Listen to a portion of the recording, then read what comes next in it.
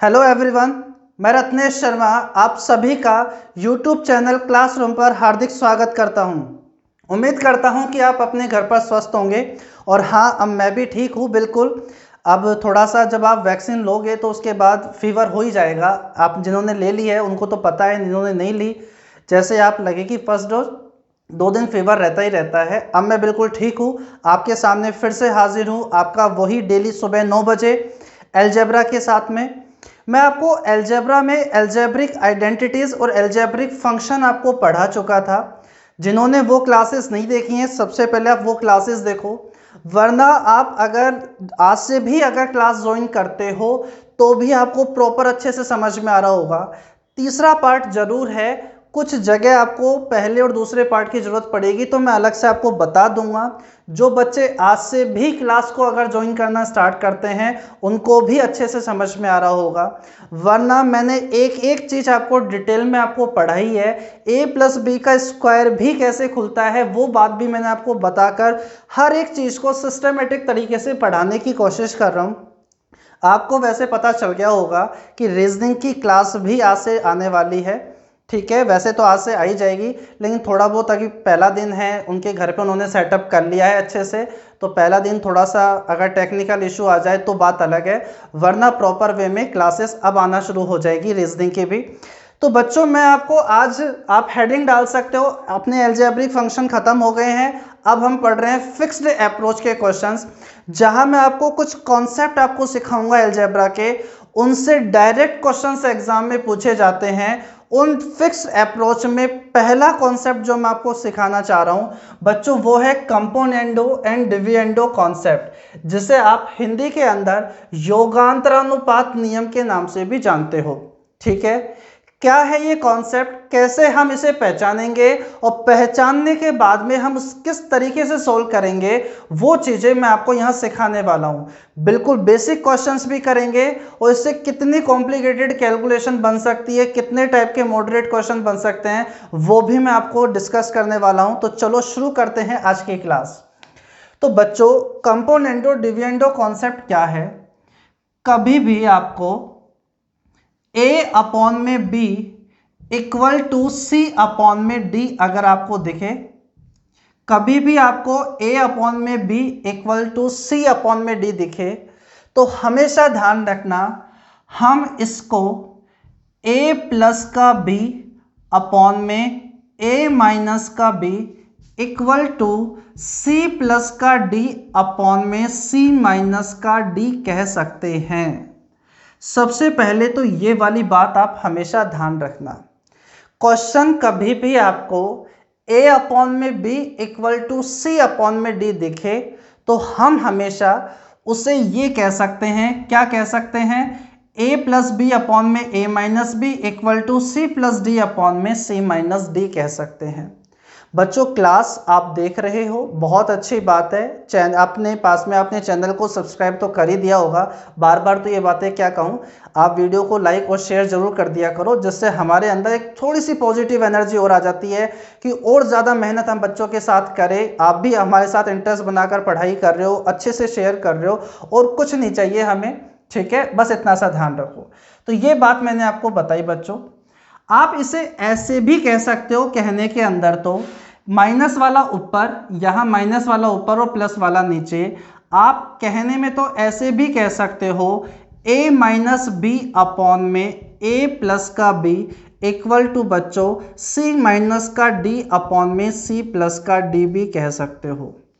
अगर आपके पास में एक्सप्रेशन ऐसा है कि क्वेश्चन हमें दिखाई दे रहा है a/b इक्वल टू c/d, तो हम ऐसा और ऐसा कह सकते हैं, लेकिन बच्चों 99.99% क्वेश्चन में आप यही चीज अप्लाई करोगे, ठीक है, और यही अप्लाई करनी चाहिए। बच्चों, ये बात जैसे ही मैंने आपके सामने लिखी कि ऐसा लिखा जा सकता है, तो मन में आना चाहिए कि ऐसा क्यों, हम ऐसा लिख तो देंगे लेकिन कैसे लिखेंगे, ये बात पहले समझाओ। तो देखो, हर चीज को आप समझने की कोशिश करो। इसका प्रूफ क्या हो सकता है कि जैसे मैंने आपसे कहा कि a/b इक्वल टू c/d है, क्या कहा कि a/b इक्वल टू क्या है, c/d है। बच्चों, आप यहां ऐसा करो, क्या मैं यहां दोनों तरफ 1 1 ऐड कर सकता हूं क्या? वो लोग कर सकते हो, लेकिन जो चेंज आपको एक में करना होगा वही चेंज आपको RHS में करना होगा, तभी चीज़ें बराबर रह पाएंगी। तो यहाँ पर मैं यहाँ 1 1 ऐड कर दूंगा दोनों तरफ, तो b, यहाँ पर मैं a प्लस बी कह सकता हूँ बच्चों। यहाँ अगर मैंने d LCM ले लिया तो ऊपर आ जाएगा आपके पास में c प्लस का d। मैं इसे दे देता हूँ 1।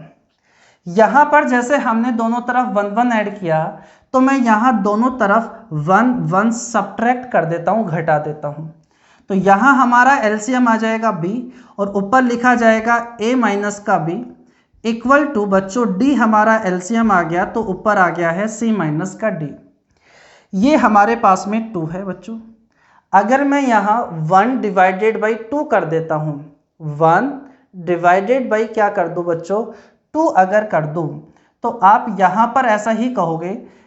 तो आप यहाँ पर जैसे ही 1 डिवाइडेड बाई 2 करोगे तो थोड़ी सी नीचे जगह कम पड़ेगी। आप इस बात को समझ रहे होंगे कि b से b तो कट जाएगा। मैं इधर लिख के समझा देता हूँ कि a प्लस b, ये तो हो गया 1 डिवाइडेड बाई क्या करना है बच्चों, 2 a माइनस बी अपॉन में b, तो b से तो b कट जाएगा ना, ये पलट कर ऊपर चल जाता है b अपॉन में a माइनस बी।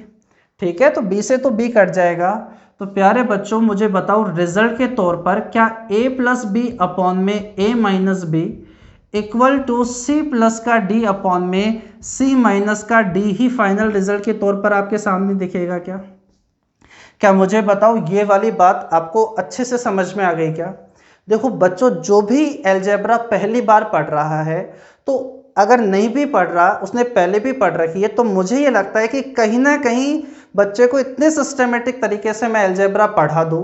हो सकता है कि थोड़ा ज़्यादा टाइम मुझे लग जाए पढ़ाने में। एग्जाम्पल मैं आपको बहुत सारे करा रहा हूँ। मैंने आपको कहा भी था आइडेंटिटीज़ जो मैंने आपको कराई है वो 15 मिनट में भी बताई जा सकती थी, लेकिन उसके लिए अपन ने 8-10 क्लासेस ले ली ताकि एग्जाम्पल के साथ में वो बातें आपको अच्छे से बता पाऊँ। तो आप प्रॉपर वे के अंदर अच्छे से अपने नोट्स बनाते हुए चलो, ठीक है, और चीज़ों को अच्छे से लिखते हुए और समझते हुए चलो। तो मैंने आपसे कहा कभी भी क्वेश्चन a अपॉन में b equal to c upon में d दिख जाए तो हम उसे ये कह सकते हैं और उसके साथ साथ हम ये भी कह सकते हैं। अब बच्चों ये वाला कैसे आएगा, आपने यहाँ 1 डिवाइडेड बाई 2 किया ना, अब आप 2 डिवाइडेड बाई 1 कर दो, तो बच्चों b ये वाली चीज़ नीचे आएगी तो a माइनस बी अपॉन में a प्लस बी बन जाएगा। क्या मुझे एक बात बताओ, ये वाली बात आपको समझ में आ गई है क्या? देखो थोड़ा सा इससे आगे मैं आपको समझाता हूँ। ये प्रूफ तो आपको समझ में आ ही गया होगा कि किस तरीके से मैंने ये बात प्रूफ की है। एक बात मैं आपको यहीं पर समझा देता हूँ ताकि आपकी कैलकुलेशन थोड़ी सी कम हो जाए। देखो आप इसे ऐसे समझो कि a अपॉन में b equal to c upon में d आ जाए तो बच्चों ये कह सकते हैं, ठीक है। यही हमारे पास कंपोनेंडो डिविडेंडो से हम इसे कहेंगे CD रूल से। हमने क्या कह दिया यहाँ, CD रूल से। अब मुझे एक बात बताओ, हमने इसे ये कह तो दिया, लेकिन ये जो हमारे पास एक्सप्रेशन दिख रहा है, क्या ये भी कहीं ना कहीं हमें ऐसा ही दिखाई दे रहा है क्या बच्चों? अगर मैं इसे अल्फा, इसे मैं बीटा, इसे मैं गामा, अगर मैं इसे ओमेगा मानूं तो ये भी कहीं ना कहीं हमें ऐसा दिख रहा है, अल्फा अपॉन में beta equals to gamma upon में क्या हो जाएगा, ओमेगा। तो ये भी वैसा ही है। अगर बच्चों मैं यहाँ पर भी अगर C एंड D अगर रूल लगाना चाहूँ तो बच्चों यहाँ पर मुझे बताओ क्या कहना पड़ेगा। A अपॉन में B equal to C upon में D दिख जाए तो A प्लस बी अपॉन में A minus B equal to C plus D upon C minus D कहना पड़ता है। माना ये पूरा A है, माना ये B है, ये C है, ये D है, तो बच्चों A अपॉन में B equal to C upon में D है, तो CD रूल से आपको क्या यही कहना पड़ेगा क्या, A प्लस B, अरे हाँ या ना, ऊपर वाला न्यूमरेटर अपॉन में डिनोमिनेटर अपने पास में A plus B minus A minus B, अरे हाँ, तो बच्चों बाहर ये अपने पास में है तो माइनस अपने पास में A हो जाएगा और प्लस का आपके पास क्या हो जाएगा, B हो जाएगा, इक्वल टू C प्लस का D प्लस C माइनस का D, यहाँ पर C प्लस का D माइनस C माइनस का D, तो बच्चों ब्रैकेट है तो अपने पास में बाहर माइनस का साइन है, तो क्या इसी तरीके से चीज़ें बन रही होंगी क्या? बी से बी कट जाएगा, अपने पास यहाँ ए से ए कट जाएगा, डी से डी कट जाएगा, सी से सी कट जाएगा, इधर आ गया 2a अपॉन में 2b equal to 2c upon में 2d। तो बच्चों 2 से 2 कट गया, क्या एक्सप्रेशन हमारे पास वापस वैसा ही आ गया है क्या? यानी मैं आपको यहाँ से ये समझाना चाह रहा हूँ, अगर कभी भी आपके पास एक ऐसा फॉर्मेट बने a अपॉन में b equal to C upon में डी, तो है क्या अल्फा अपॉन में beta equals to gamma upon में ओमेगा है, तो है। लेकिन अल्फा अपॉन में बीटा में अगर दो टर्म आपको दिखाई दे रही है, एक बार ऐड होते हुए और एक बार सब्ट्रैक्ट होते हुए, तो बच्चों सीडी रूल लगाने के बाद में आपके पास पहली टर्म अपॉन में दूसरी टर्म ही रिजल्ट के तौर पर बचती है। क्या समझाना चाह रहा हूं, दोबारा समझो। अगर आप सीडी रूल लगाना चाह रहे हो लेकिन यहां पर आपके सामने ऐसी दो टर्म है, एक बार ऐड हो रही है और एक बार क्या हो रही है, सब्ट्रैक्ट हो रही है, तो सीडी रूल लगाने के बाद फाइनल रिजल्ट के तौर पर आपके पास पहली टर्म अपॉन में दूसरी टर्म ही रिजल्ट के तौर पर बचती है। देखो इसी बात को मैं एक छोटे से एग्जाम्पल के साथ और आपके साथ समझाता हूं, जिससे आप ये बात थोड़ा और अच्छे से समझ पाओगे। देखो हो सकता है थोड़ा सा कम इस बात को अभी तक बच्चे समझ पाए हैं। देखो एक छोटा सा क्वेश्चन लेता हूं, जैसे आपसे कह दिया गया कि a प्लस का b अपॉन में a माइनस का b इक्वल्स टू है 5 अपॉन में 3, ठीक है। और आपसे कहा गया है कि a है और b आपस में बराबर नहीं है, then find the ratio between a and b। तो a और b के बीच में आपको अनुपात बताना है कितना होगा। अब यहां पर आप मुझे बताओ, क्या ये क्वेश्चन आपके पास ऐसा है क्या कि a अपॉन में b equals to C upon में d है, या आप अल्फा बीटा में कन्वर्ट करके याद रखना चाहते हो, यानी अल्फा अपॉन में beta equals to gamma upon में ओमेगा अगर आप इसे कहते हो, तो मुझे एक बात बताओ, क्या यहाँ आपके पास में सी डी रूल लग जाएगा क्या? अरे सी डी रूल लग जाएगा, नहीं लगेगा? बोलो लग जाएगा। अब वो क्या होता है कि ए अपॉन में B equal to C upon में डी होगा तभी लगेगा। तो बच्चों क्या कहोगे, बोलो अल्फा प्लस का बीटा अपॉन में अल्फा माइनस का बीटा, ए प्लस का बी प्लस ए माइनस का बी अपॉन में ए प्लस का बी माइनस का ए माइनस का बी। बाहर माइनस का साइन है तो इसे सोल्व करोगे तो बोलो ये क्या हो जाएगा, प्लस। RHS में क्या होगा, 5 प्लस का 3 अपॉन में 5 माइनस का 3। बच्चों b से b कट जाएगा, a से a कट जाएगा, 2a अपॉन में 2b आ जाएगा इक्वल्स टू 8 अपॉन में कितना आ जाएगा, यहाँ से 2 से 2 कट गया तो a अपॉन में b का मान क्या 4 अपॉन में 1 आ गया। तो आपको पता है a अपॉन में b कहो या a रेशो b कहो, बात एक ही होती है। 4 अपॉन में 1 कहो या 4:1 कहो, तो क्या यही हमारे पास आंसर हो जाएगा क्या? मैं आपको यहाँ पर ये समझाना चाह रहा था लास्ट बोर्ड से कि जब भी आप अगर सीडी रूल लगाते हो और वहाँ आपको कहीं ना कहीं चाहे LHS में चाहे RHS में या दोनों तरफ ही कुछ ऐसी टर्म आपको दिखाई दे रही है जो एक बार तो ऐड हो रही है और एक बार सब्ट्रैक्ट हो रही है, तो बच्चों सीडी रूल लगाने के बाद फाइनली आपके पास a अपॉन में b ही बचेगा और आप RHS के अंदर ही अपना सीडी रूल लगाओ। आज के बाद अगर ये क्वेश्चन आप सोचो तो आपका सोचने का तरीका ये होना चाहिए कि a अपॉन में b equal to C upon में d है, या सीडी रूल लग जाएगा। लेकिन यहाँ पर दो टर्म दिखाई दे रही है, एक बार ऐड होती हुई एक बार सब्ट्रैक्ट होती हुई, ठीक है। तो जब यहाँ आप सीडी रूल लगाओगे तो पहली टर्म अपॉन में दूसरी टर्म बचेगी और RHS के अंदर मैं कॉन्सेप्ट पूरा का पूरा लगा दूंगा, यानी कि 5 प्लस का 3 अपॉन में 5 माइनस का 3। तो बच्चों ये आपके पास कट जाएगा कितनी बार, 4 अपने पास में कितने 1 टाइम, 8 बटे में कितना हो गया, यहाँ से 2 कट जाएगा तो 4:1। मैं क्वेश्चन से तुरंत ही बाहर आ जाऊंगा। आप मुझे बताओ क्या ये वाली बात आप समझ पाए हो क्या कि a प्लस बी अपॉन में a माइनस बी देखे, सीडी रूल लगाओ तो बच्चों पहली टर्म अपॉन में दूसरी टर्म आएगी। ये इसलिए समझा रहा हूँ क्योंकि मोस्टली क्वेश्चन आपके पास में इसी पैटर्न पर बनने वाले हैं। चलो एक क्वेश्चन मैं आपके सामने रखता हूं, मैं आपको वो क्वेश्चन समझाता हूं, जल्दी से पढ़ो वो क्वेश्चन क्या है।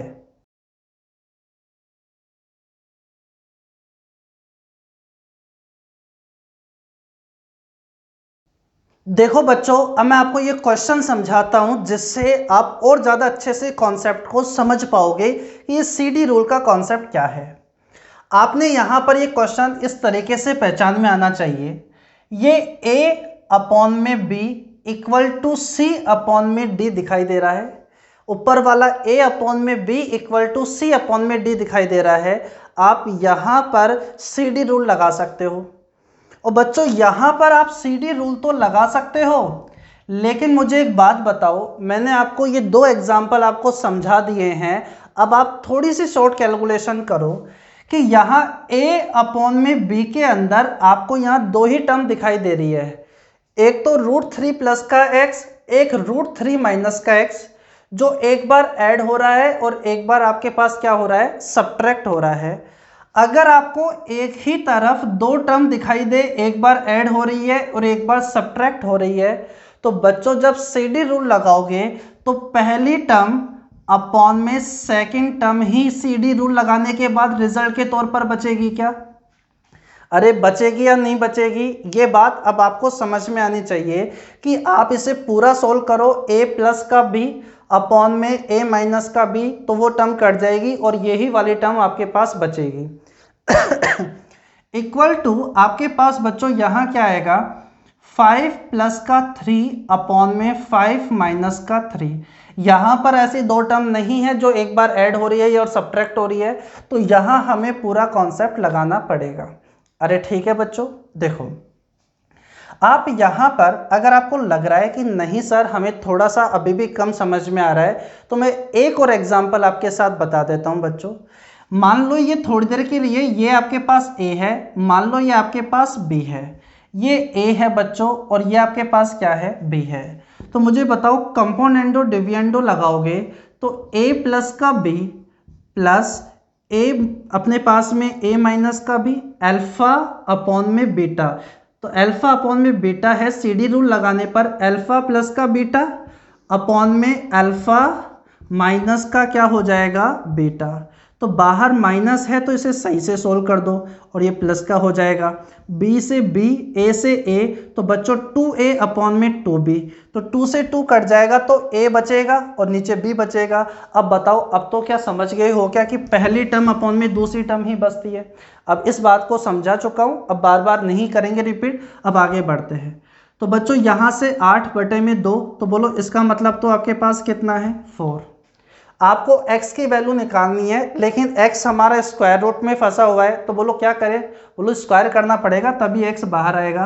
तो इसका स्क्वायर कर दोगे तो मुझे बताओ यहाँ से आ जाएगा 3 प्लस का x अपॉन में 3 माइनस का x इक्वल टू क्या आ गया है, 4। पहले बताओ यहाँ तक सारी बात क्लियर है क्या, है? अब कुछ बच्चे सोचेंगे सर क्रॉस मल्टीप्लाई कर दो x आ जाएगा। अरे रुको और अच्छे से समझो, यहाँ मुझे एक बात बताओ, क्या वापस आपके पास C एंड D लग सकता है क्या, अगेन C एंड D लग सकता है क्या? क्योंकि यहाँ A अपॉन में B equal to C upon में D, बच्चों 4 के नीचे कुछ भी नहीं है, एक तो है ही है क्या, एक तो होता ही होता है। तो आप यहाँ पर अगेन CD रूल लगा दो, तो बोलो क्या हो जाएगा। और यहाँ बच्चों वापस पकड़ने की कोशिश करो, दो टर्म दिखाई दे रही है, एक बार ऐड होते हुए और एक बार सब्ट्रैक्ट होते हुए, तो अगेन CD रूल लगाने पर पहली टर्म अपॉन में दूसरी टर्म आएगी इक्वल टू आपके पास, एक सेकंड बच्चों, जब आप इसका स्क्वायर करोगे तो ये तो आ जाएगा, लेकिन आपके पास ये 4 थोड़ी आएगा। ऐसी छोटी मोटी गलतियां हो जाती है, तो देखो अपने पास में तो समझ जाया करो आप, ठीक है, होशियार हो ना, वैसे तो समझ में आ ही गया होगा। तो आपके पास 3 अपॉन में x, लेकिन यहाँ पर 16 प्लस का 1 बटे में 16 माइनस का 1 आ जाएगा। अरे ठीक है, x की वैल्यू आपको निकालनी है, तो बच्चों ये आपके पास में आ गया है, थोड़ा सा आप इसे सोल्व करोगे तो आपके पास हो गया 17, ये आपके पास में कितना हो गया है, 15। तो x का मान मुझे बताओ 45 बटे में 17 आ गया है क्या? x का मान 45 अपॉन में 17 आ चुका है, इधर आपने स्क्वायर किया है तभी तो x हटा है, तो इधर भी आपको स्क्वायर करना पड़ेगा। 4 का स्क्वायर 16, a अपॉन में b equal to c upon में d, कुछ नहीं है, एक तो है ही है, तो आप यहाँ CD रूल लगाकर तुरंत क्वेश्चन से बाहर आ सकते हो। आ गया होगा अच्छे से समझ में। चलो एक और क्वेश्चन आप देखो, जल्दी से पढ़ो फिर करते हैं।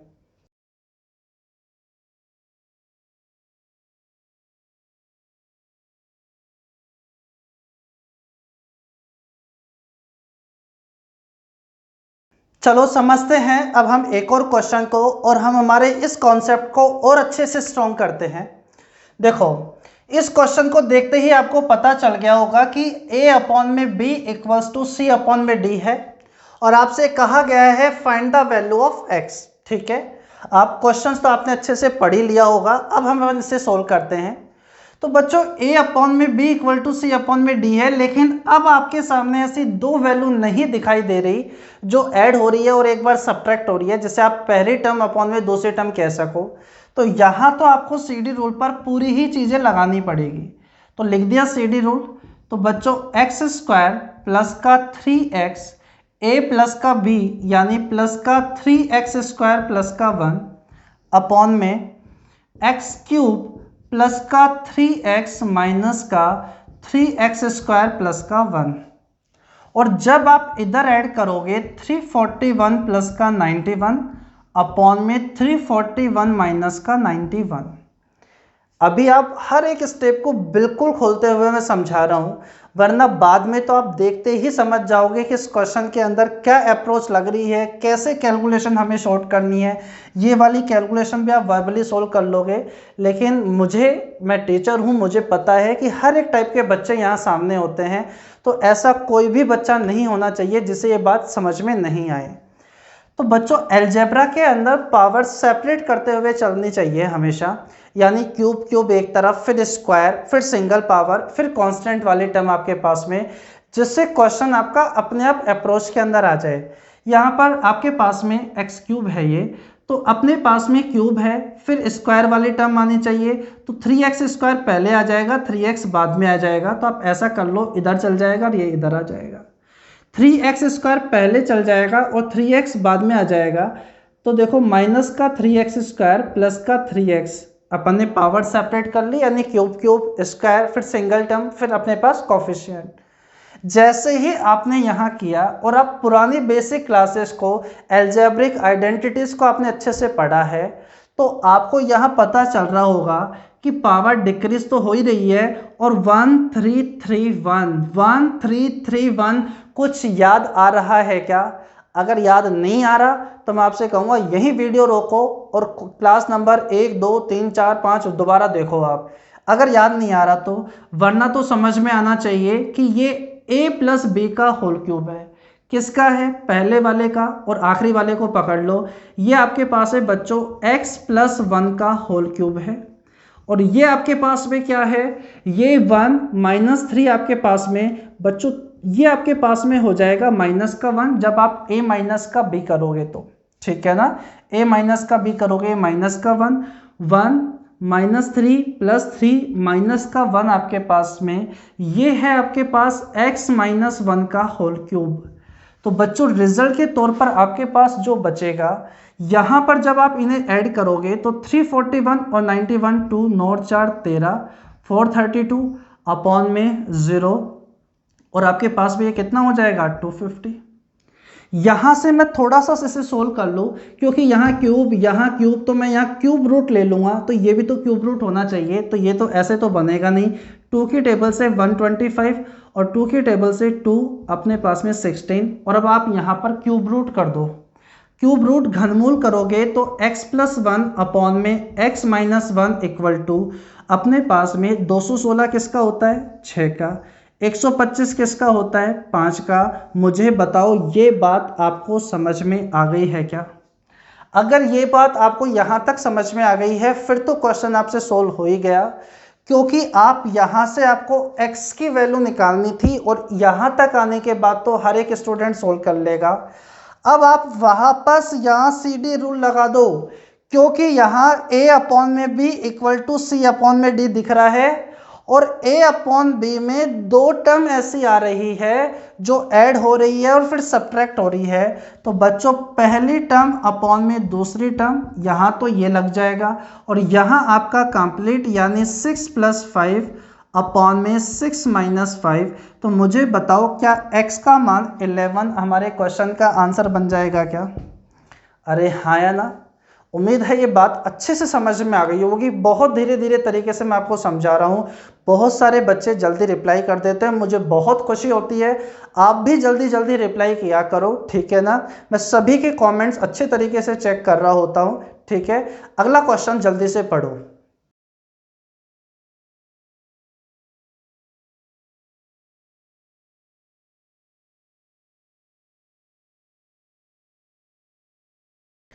चलो देखो बच्चों, एक और समझते हैं हम एक और क्वेश्चन, और हम हमारे कॉन्सेप्ट को और अच्छे से स्ट्रॉन्ग करते हैं। x का मान आपको कुछ दिखाई दे रहा है क्यूब रूट के अंदर, और x³ - 3mx² प्लस का 3x - m का मान आपसे पूछा गया है। ऐसे क्वेश्चंस कुछ एसएससी में पूछे गए हैं, कुछ मैंने जो मोस्टली क्वेश्चन लिए हैं वो प्रीवियस ईयर के उठा के लिए हैं। CHSL में आ गया, कोई CPO में आ गया, कोई CDS में आ गया। बच्चों यहाँ पर आप देखो थोड़ा सा, अगर मैं यहाँ बेसिक तरीके से इसे सोल्व करने लग जाऊँ तो ये कहीं ना कहीं एग्जाम ओरिएंटेड अप्रोच नहीं होने वाली। यहाँ हमें कुछ सोचना होगा, कुछ कॉन्सेप्ट लगाना होगा जो हम पहले पढ़ चुके हैं। अगर मैं यहाँ x के नीचे अगर 1 लिख दूँ तो कोई परेशानी है क्या? बोलो कोई परेशानी नहीं है। तो आप मुझे बताओ a अपॉन में b equal to c upon में d है क्या? ये x इक्वल है तो मैं इसे x अपॉन में 1 कह दूं तो कोई परेशानी आपको नहीं होने वाली। तो a अपॉन में b equal to c upon में d है, तो मुझे बताओ यहां पर CD रूल लग सकता है क्या? आप बोलोगे लग जाएगा, कोई परेशानी नहीं है। लेकिन प्यारे बच्चों एक बात बताओ कि अपने पास RHS के अंदर हमें केवल दो ही टर्म दिखाई दे रही है क्या? C अपॉन D में केवल दो ही टर्म दिखाई दे रही है क्या, जो एक बार तो ऐड हो रही है और एक बार सब्ट्रैक्ट हो रही है? तो बोलो यहाँ CD रूल लगाकर हम क्वेश्चन को तोड़ देंगे। और ये कॉन्सेप्ट हमने पढ़ रखा है कि दो टर्म आ रही है, एक बार ऐड एक बार सब्ट्रैक्ट, हम उससे भी बहुत आसानी से बना लेंगे। देखो थोड़ा थोड़ा क्वेश्चंस में चेंज कर रहा हूँ। अभी तक x की वैल्यू, अब एक फॉर्मेट की वैल्यू मैं आपसे निकलवा रहा हूँ। तो बच्चों LHS में तो कुछ नहीं है, तो x + 1 अपॉन में x - 1 वो तो पूरे प्रॉपर तरीके से होगा। लेकिन RHS के अंदर दो ही टर्म ऐड और सब्ट्रैक्ट हो रही है, तो पहली टर्म अपॉन में दूसरी टर्म आपके पास में आ जाएगी। बोलो आ जाएगी या नहीं आ जाएगी? ठीक है। अब बच्चों यहां से आपके पास में क्यूब रूट हटाना पड़ेगा, ठीक है ना? तो क्योंकि हमें क्यूब रूट में तो फॉर्मेट चाहिए नहीं, तो आपके पास में क्यूब कर दो, यहाँ क्यूब कर दो, घन कर दो यहाँ पर।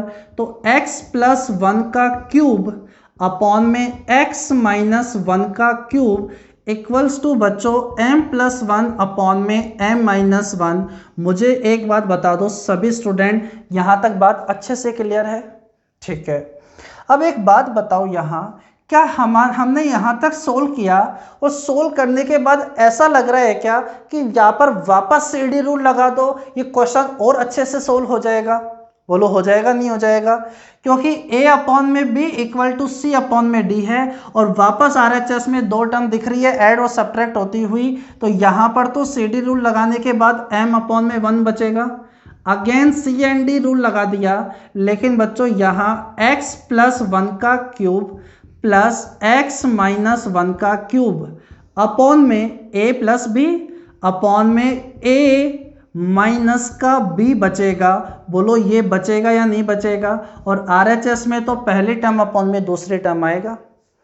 अगर आप प्रॉपर अच्छे तरीके से नोट्स बना रहे हो तो आप मुझे बताओ, a अपने पास में a + b का क्यूब प्लस a - b का क्यूब क्या होता है? याद करो a + b का क्यूब क्या होता है, a - b का क्यूब क्या होता है, और मैंने उनको ऐड और सब्ट्रैक्ट करना आपको अच्छे से डायरेक्ट रिजल्ट लिखवा रखा है। बोलो क्या ये लिखवा रखा है क्या? 2 टाइम्स ऑफ a का क्यूब प्लस 3ab² और माइनस में क्या बताया था? 2 टाइम्स ऑफ b का क्यूब प्लस 3a²b। बोलो बताया था नहीं बताया था? तो बच्चों वो वाली बात आप यहाँ लगा दो। बोलो 2 टाइम्स आपके पास में a का क्यूब यानी x का क्यूब प्लस आपके पास में क्या हो जाएगा a b स्क्वायर, अपने पास में a3 आपके पास में x, अरे आ जाएगा नहीं आ जाएगा? मैंने आपको बताया था a प्लस बी का cube plus a minus B का क्यूब होता है बच्चों 2 टाइम्स ऑफ a का क्यूब प्लस 3ab स्क्वायर। अगर यहाँ माइनस होता है तो 2 टाइम्स ऑफ b का cube plus 3a square b। ये बात आपको बताई थी, उसी तरीके से ये बात मैंने यहाँ लिख दी। और यहाँ पर भी 2 टाइम्स ऑफ b का क्यूब यानी 1 प्लस 3a स्क्वायर b, तो 3x स्क्वायर रिजल्ट आ जाएगा। ये बात पढ़ा दी है तो इस बात को मैं हटा देता हूँ, ठीक है। इक्वल टू बच्चों यहाँ बन जाएगा m प्लस का 1 अपॉन में m माइनस का 1। बोलो बन जाएगा या नहीं बनेगा? हो जाएगा सब कुछ अच्छे से सोल्व। तो यहाँ 2 से 2 कट गया है, ठीक है। यहाँ पर आपके पास में 2 से 2 कट गया है। नहीं बच्चों, यहाँ तो सिर्फ मुझे बताओ केवल m अपॉन में 1 ही आएगा क्या? क्योंकि यहाँ तो हमने इसे सोल्व कर रहे हैं ना, अब थोड़ी सीधी रूल लगा रहे हैं जो यहाँ पर ऐसा कुछ होगा। क्रॉस मल्टीप्लाई कर दो तो एक्स क्यूब अपने पास में, ठीक है। पावर सेपरेट भी करते हुए चलो, यानी क्यूब क्यूब एक तरफ, स्क्वायर स्क्वायर एक तरफ। अच्छा, ये एक एक्स क्यूब बन जाएगा। 3 अपने पास में एम एक्स स्क्वायर, ये इधर जाएगा तो माइनस का 3m x स्क्वायर हो जाएगा। फिर आपके पास में बच्चों ये आ जाएगा पॉजिटिव 3x, 1 m से मल्टीप्लाई होगा, इधर जाएगा तो माइनस का m, और इसका मान तो 0 है क्या? और मुझे बताओ क्वेश्चन में भी आपसे इसी का ही मान पूछ रहा था क्या? बस कहीं ना कहीं आपके पास में जो चीज़ इससे बनकर आएगी, जो चीज़ इससे फाइनली बनकर आएगी, वही चीज़ आपसे पूछ रहा था। तो बोलो बस उसे सोल्व करने की ज़रूरत थी, वो चीज़ अपने आप ऐसी तरीके से ब्रेक हो जाएगी जो आंसर ही हमारे पास सीधा लेकर आएगी। चलो एक क्वेश्चन और पढ़ो, उसे भी अपन जल्दी से समझते हैं।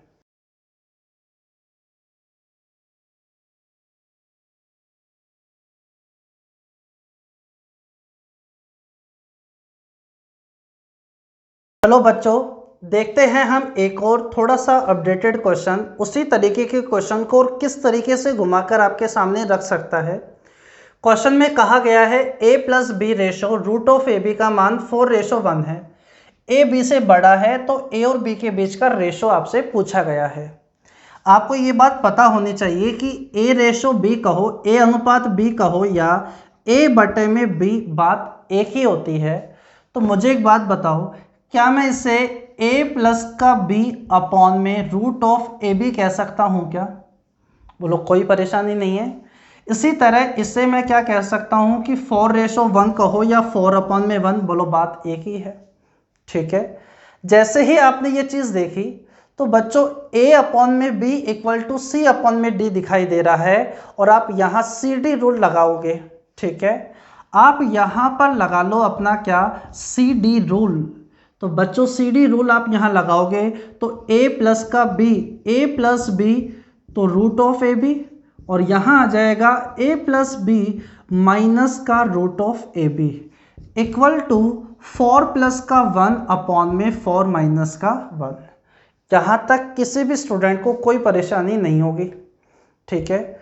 लेकिन बच्चों एक बात सोचो कि यहाँ तो चलो वैल्यू है, लेकिन यहाँ पर a plus B plus root of A B, यहाँ a प्लस बी माइनस का रूट ऑफ ए बी। आपको कुछ पहचान में आ रहा है क्या? आपको यहाँ पर इस चीज़ को देखकर आप कुछ पता लगा पा रहे हो क्या?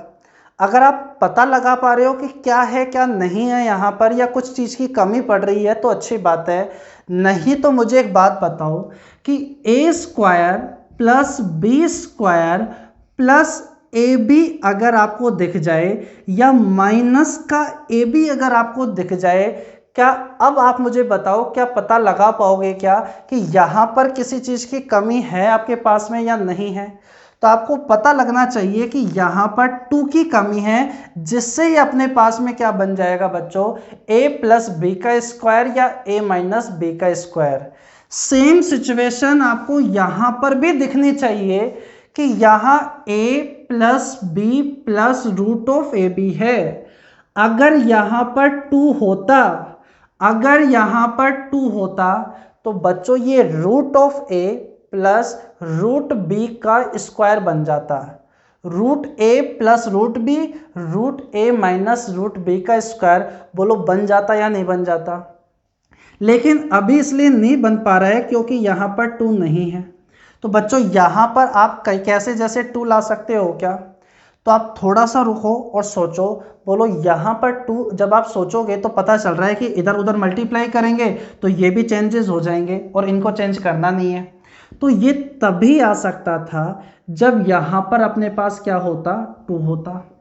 यहाँ 2 होता तो a प्लस बी प्लस अपने पास a अपॉन में b था, तो a प्लस बी अपॉन में a माइनस बी, बोलो यहाँ पर भी क्या आ जाता, 2।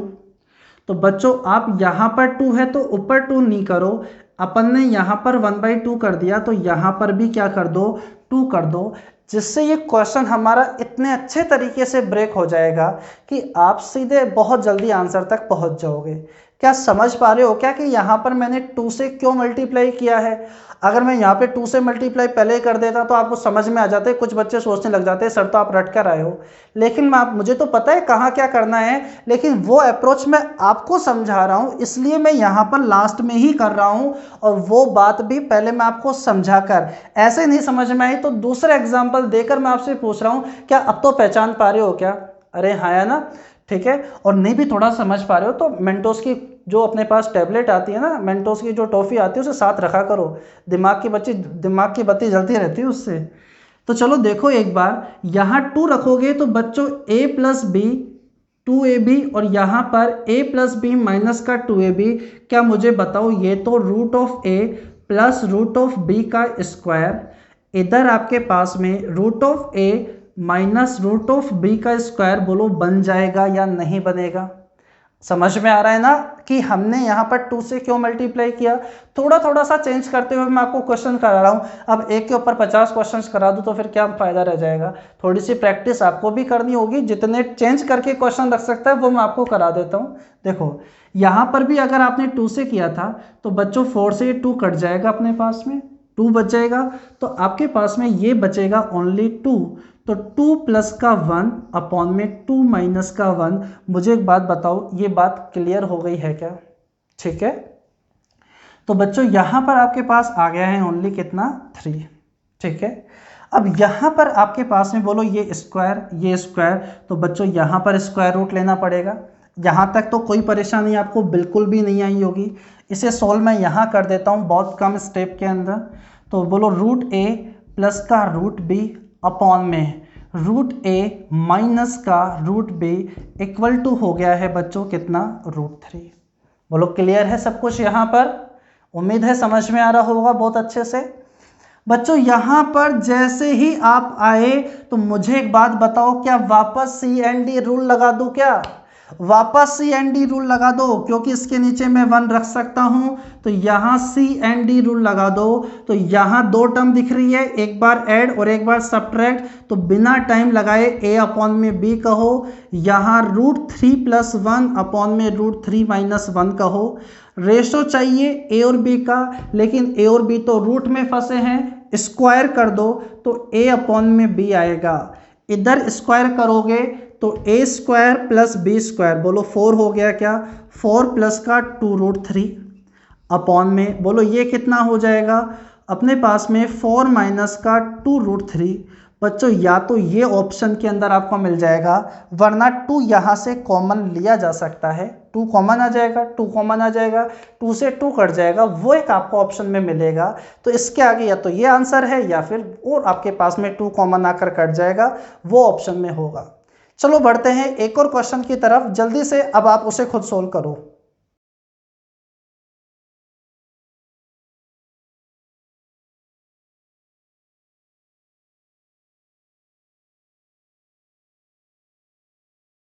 चलो देखते हैं हम एक और क्वेश्चन को और कॉन्सेप्ट को और अच्छे से स्ट्रॉन्ग करते हैं। बच्चों x का मान आपको कुछ दिया हुआ है, y का मान कुछ दिया हुआ है और z का मान आपको कुछ दिया हुआ है। 1 प्लस एक्स अपॉन में 1 माइनस एक्स, ऐसा ही y के साथ ऐसा ही z के साथ मल्टीप्लाई में होकर वो रिजल्ट आपसे पूछा गया है। आप एक बात सोचो कि 1 प्लस एक्स, देखो मैं कुछ बताऊं, कुछ हिंट दूं, मैं चाहता हूं कि आप पहले खुद सोल्व करो, क्या आंसर आएगा नहीं आएगा, वरना तो क्वेश्चन बहुत जल्दी सोल्व है, क्या होगा क्या नहीं होगा मैं समझाता हूं। 1 प्लस एक्स अपॉन में 1 माइनस एक्स, बोलो ये कब आएगा? अगर आपने इतने क्वेश्चंस कर लिए हैं तो ये बात आपको समझ में आनी चाहिए। अगर कैसे जैसे 1 अपॉन में x मुझे पता चल जाए कि 1 अपॉन में x किसके बराबर है, तो बच्चों मैं यहां C एंड D रूल लगाकर बोलो 1 प्लस का x अपॉन में 1 माइनस का x कह दूंगा क्या? बोलो हाँ या ना? बोलो वही कहानी आपके पास 1 प्लस वाई अपॉन में 1 माइनस वाई की रहेगी कि कैसे जैसे 1 अपॉन में वाई पता चल जाए और सी एंड डी रूल में जब यहाँ लगाऊंगा तो 1 प्लस का वाई अपॉन में 1 माइनस का वाई ही मुझे पता चलेगा। बोलो इस बात से आप एग्री करते हो क्या? बोलो करना चाहिए कि ये तभी आएगा आपके पास में। अब बच्चों 1 प्लस एक्स अपॉन में 1 माइनस एक्स आएगा, बोलो 1 अपॉन एक्स पता चलेगा और सी डी रूल लगाऊंगा। अभी आपके पास क्या है x, तो बोलो 1 अपॉन में x, बोलो इसको पलट दो क्योंकि x के नीचे कुछ भी नहीं है, एक तो है ही है, तो पलट दोगे तो मुझे बताओ 1 अपॉन x का मान a प्लस का b अपॉन में a माइनस का b आ जाएगा या नहीं आ जाएगा? अरे आ जाएगा या नहीं आ जाएगा? बोलो पलट दिया है हमने इसे।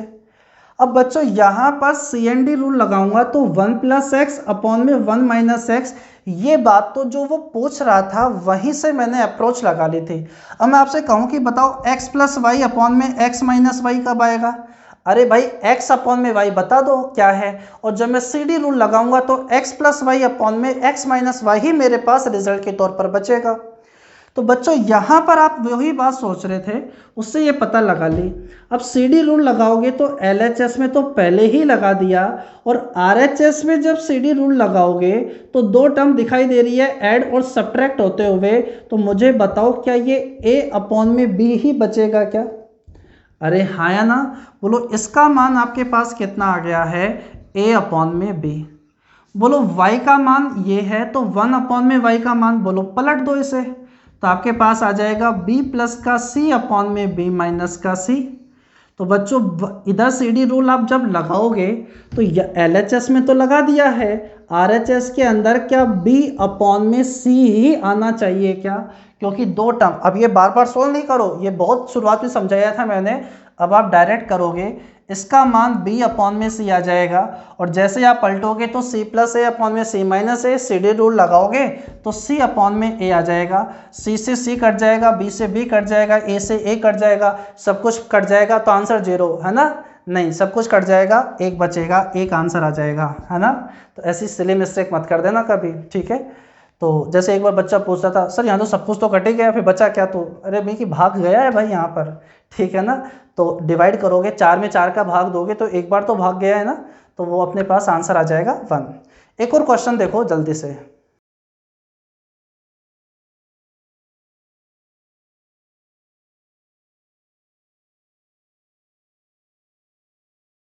चलो देखते हैं हम एक और क्वेश्चन, और हम हमारे इस कॉन्सेप्ट को और अच्छे से स्ट्रॉन्ग करते हैं। देखो बच्चों, x का मान आपके पास दिया हुआ है 2ab अपॉन में b स्क्वायर प्लस का 1, b 1 से बड़ा है, और इसका मान आपसे पूछ रहा है। क्वेश्चन में जो आपसे पूछ रहा है बच्चों, उसे थोड़ा अच्छे से देखो। मुझे एक बात बताओ कि यहाँ पर जो पूछ रहा है वहाँ दो ही तरीके की टर्म है। a, अगर मैं इसे बोल दूं a प्लस एक्स को अल्फा प्लस बीटा, यहाँ अल्फा माइनस का बीटा। आप मुझे एक बात बताओ, आप जो पूछ रहा है ना उसे थोड़ा सा सही से एनालिसिस करो, और मुझे एक बात सोचकर बताओ। मैं चाहूँगा पहले आप खुद ही सोचे, और सोचने का तरीका आपको ये होना चाहिए कि यहाँ पर ये रिजल्ट बनेगा कैसे, जो पूछना चाह रहा है ये बनेगा कैसे। तो माइंड में आना चाहिए कि ऊपर आपके पास में a प्लस एक्स रूट में a माइनस का x आना चाहिए, बराबर में something under root a plus का x अपॉन में under root a minus X होगा। तो बच्चों जब मैं सी डी रूल लगाऊंगा तो मेरे पास यही रिजल्ट आपके सामने बन जाएगा।